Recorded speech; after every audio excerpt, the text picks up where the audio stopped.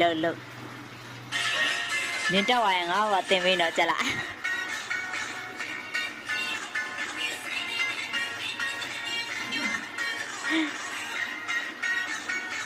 သူလောက်တာလို့ဟုတ်လို့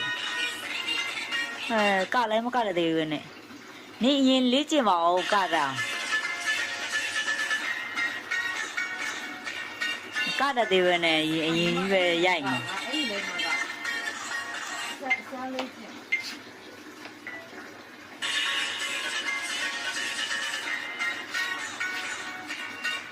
တေချာကကိုကြည့်ပြီးတော့မှရပြီဆိုတော့မှကလေမဟုတ်ရင်နင်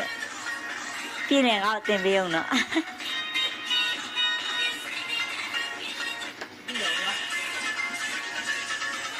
နင်ကလည်းဘာကတော့